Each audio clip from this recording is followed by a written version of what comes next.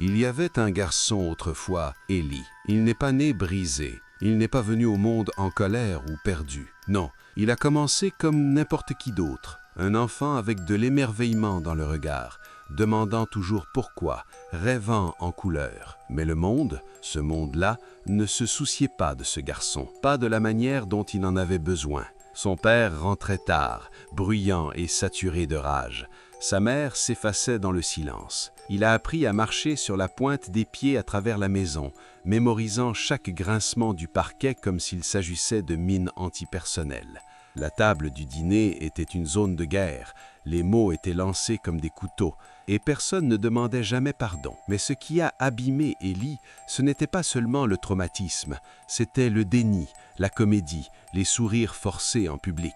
Cette façon qu'avaient les gens de ne jamais dire « Hey, quelque chose ne va pas ici », cette distorsion de la réalité est devenue le véritable poison. Voyez-vous, l'esprit humain est résilient, mais il n'est pas invincible. Le traumatisme ne reste pas sagement assis dans la mémoire, il s'incruste dans le corps, il tord le système nerveux, il recable la façon dont une personne perçoit le monde, les autres, et plus tragiquement encore, elle-même. Il enseigne à un enfant qu'il n'est pas en sécurité, qu'il n'est pas digne, qu'il n'est pas réel. Et avec le temps, cet enfant grandit, le masque grandit avec lui. Élie est devenu charmant, drôle. Il a appris à lire les gens, à se métamorphoser en ce dont ils avaient besoin. Il en est devenu un maître. Et pourtant, en dessous, il était vide, creux, comme une pièce abandonnée après un incendie. Les murs tiennent encore debout, mais l'âme a fui. C'est ce que fait un traumatisme non traité. Il divise le soi. Carl Jung a un jour dit que la plus grande tragédie de la famille est la vie non vécue des parents. Élie a hérité de cette tragédie, non seulement par la génétique, mais dans le silence, dans la suppression, dans l'héritage froid de la négligence émotionnelle. Il n'est pas devenu fou en un éclair. Cela a commencé par l'insomnie, le sentiment que quelque chose n'allait pas, même quand tout semblait aller bien. Puis sont venus la paranoïa, la rage, la haine de soi. Il ne pouvait faire confiance à personne, pas même à lui-même. Les relations se transformaient en champs de mine. Il repoussait les gens pour ensuite les supplier de rester. L'amour est devenu un champ de bataille où il jouait à la fois le soldat et le saboteur. Il a essayé la thérapie une fois, a dit au thérapeute qu'il ne pouvait plus rien sentir, que ses rêves n'avaient aucun sens, que parfois il se regardait dans le miroir sans reconnaître l'homme qui le fixait en retour. On lui a parlé d'anxiété, de dépression, mais les étiquettes ne pouvaient pas toucher le vrai monstre, cette douleur enfouie qu'il n'avait jamais appris à nommer. Car lorsque le traumatisme est ignoré, il ne disparaît pas, il se cache, il fermente, il atteint, et un jour, il sort. Peut-être dans une dépression, peut-être une addiction, peut-être dans le silence soudain de quelqu'un qui riait le plus lors. Élie a commencé à se parler à lui-même. Pas juste des pensées aléatoires, mais des conversations, des arguments, des cris. Il passait devant les miroirs sans cligner les yeux. Il a commencé à porter un carnet, griffonnant des pensées qui n'avaient de sens pour personne d'autre. Ses amis disaient qu'il avait changé, mais la vérité, c'est qu'il était toujours comme cela. Il a simplement épuisé l'énergie nécessaire pour le cacher. C'est ce que personne ne vous dit sur le fait de devenir fou. Ce n'est pas de la folie, c'est de l'épuisement. C'est l'âme qui abandonne la représentation. Lorsqu'une personne a passé toute sa vie à supprimer ses blessures, ses peurs, son traumatisme, la psyché finit par se fracturer. Parce que l'esprit humain n'est pas une machine, c'est un tissage fragile de mémoire, d'émotions, de croyances et de sens. Lorsque trop de ce tissage est imbibé de couleurs et de silence, il commence à se déchirer. Élie a commencé à croire les voix, à voir des symboles dans des endroits illogiques. Il appelait cela des motifs. Il pensait que l'univers lui parlait directement, pas métaphoriquement, littéralement. Chaque publicité à la radio, chaque regard d'un inconnu, chaque scintillement de lumière dans un corridor devenait un message. Que se passait-il réellement? Son esprit, affamé d'ordre, créait du sens au milieu du chaos. Il essayait de comprendre ce qui n'avait jamais été résolu.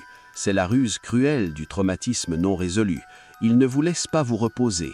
Il ne vous laisse pas oublier. Il se déguise en anxiété, en colère ou même en intuition mystique. Mais derrière tout cela, il y a un enfant qui crie « S'il vous plaît, remarquez-moi, sauvez-moi ». aidez-moi. Mais à ce moment-là, il est souvent trop tard, parce que le monde ne comprend pas la folie. Il la craint, il en fait un spectacle. Et Ellie, comme tant d'autres, est devenu un autre conte moralisateur, une autre statistique, un autre « qu'est-ce qui a mal tourné ?» Il n'est pas devenu fou parce qu'il était faible, il est devenu fou parce qu'il a été fort trop longtemps.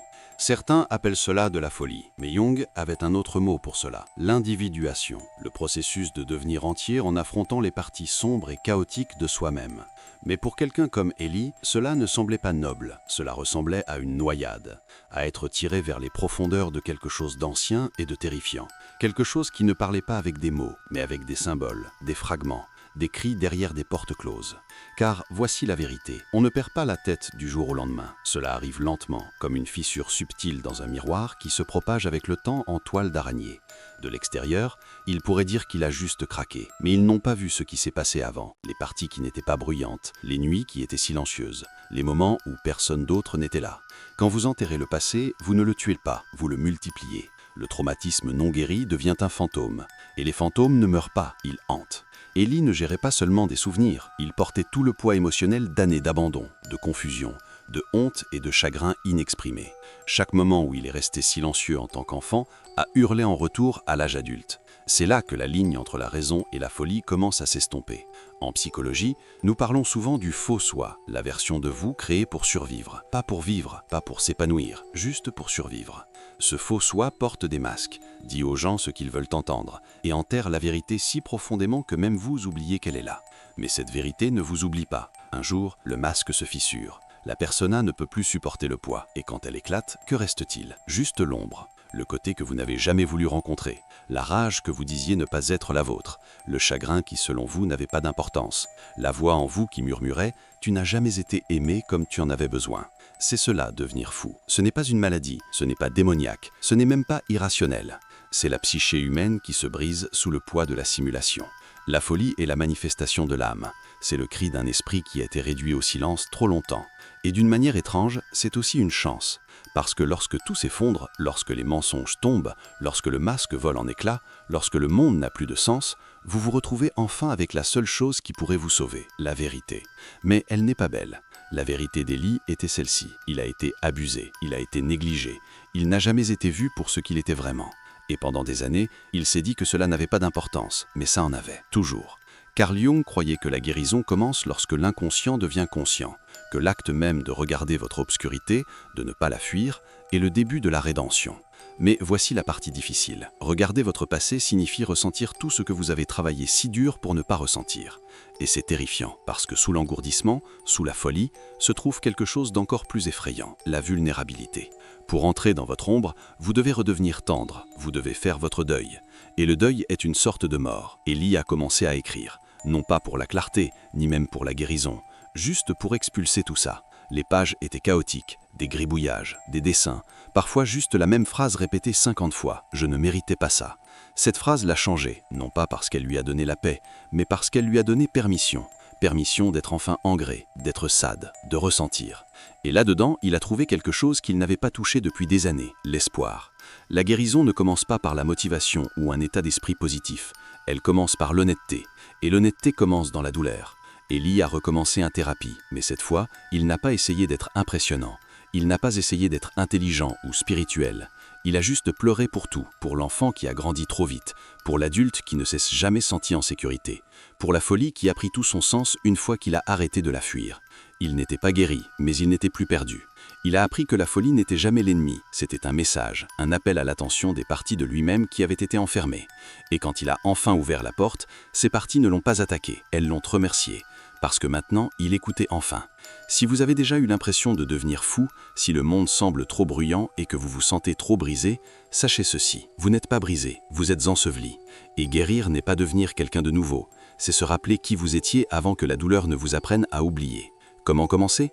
Commencez par le silence, pas le silence engourdi de la déconnexion, mais le silence sacré de l'écoute. Écrivez, hurlez, marchez, pleurez, mais faites-le consciemment, faites-le sans schème.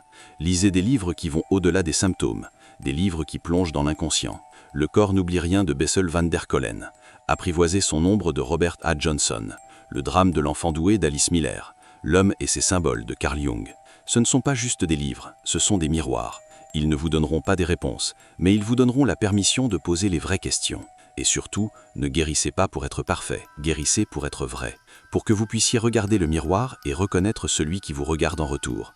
Parce que le monde n'a pas besoin de plus de masques, il a besoin de plus de gens qui ont survécu à leur ombre et qui sont revenus.